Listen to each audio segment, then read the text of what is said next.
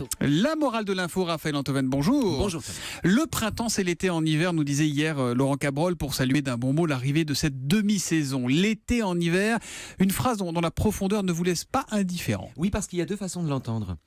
Parler du printemps comme de l'été en hiver, c'est dire d'abord que le printemps, cette demi-saison, est un intervalle entre le givre et l'abondance. Un hiatus, un entre-deux qui nous conduit à l'été à mesure qu'il se dépouille des frimas hivernaux. Et quelle est l'autre façon alors de comprendre cette expression cabrolienne ? Eh bien là, il faut tendre l'oreille, Thomas. L'été n'est pas seulement une saison, c'est aussi le participe passé du verbe être. L'été, c'est l'être été. C'est l'expérience d'avoir été et de ne plus être. Et quand on entend ça, la phrase prend une autre dimension. Le printemps n'est plus seulement le chemin qui conduit de la glace de l'hiver à la grâce de l'été, mais la présence de la mort de l'hiver dans la vie.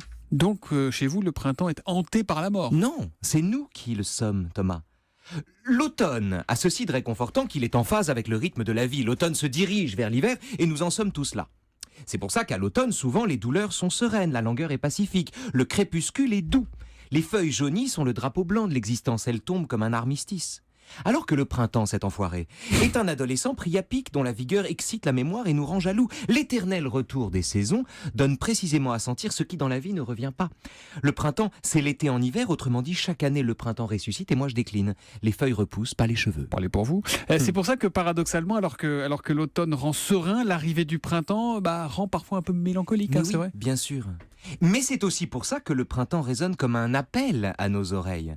Avec ses tapis de fleurs et ses papillons d'une journée, le printemps nous fait aussi le cadeau de montrer ce qu'on rate quand on se complique la vie. L'été en hiver sonne aussi comme une mise en garde. Le printemps, ses sautes d'humeur et ses résurrections, nous dit sur tous les tons qu'on ne vit qu'une fois. C'est pas parce qu'on doit mourir qu'il faut mourir de son vivant. La certitude de la mort ne contient aucune raison de baisser les bras. Et la trouvaille d'un fruit à saisir, ou le délice de boire quand on a soif. Bref, tout ce qui ne dure pas, c'est-à-dire tout ce qui existe, a toujours, pour ceux qui savent en jouir, la valeur d'une aurore ou la saveur d'un printemps. Le précaire est précieux, dit Vladimir Jankélévitch. Ne ratez pas votre matinée de printemps. Car l'avenir n'existe pas, la mort non plus. Mais le temps passe et on meurt quand même. Et la morale de l'info ? Les jours demeurent et je m'en vais. Oh, c'est joli ça. C'est de qui ? C'est pas de moi, d'une certaine manière, c'est une parodie d'Apollinaire. La fin du pont Mirabeau, enfin, dans le pont Mirabeau, il dit « Vienne la nuit, sonne l'heure, les jours s'en vont, je demeure ». Je demeure, Je d'accord. pense exactement l'inverse. Les jours demeurent, je m'en vais. Un petit mot du philosophe qui vous a inspiré ce matin, Laurent Cabrol ? Je me sens vraiment un printemps en automne en ce qui me concerne. Oh, dis donc, un petit jus d'orange là Tous pour les Laurent Cabrol, printemps sont là. pour le requinquer. Merci beaucoup Raphaël Antoven, à demain matin. Laurent, vous restez avec nous pour la météo juste après 9h et l'essentiel de l'actualité qui vous sera présenté par Céline Kalman.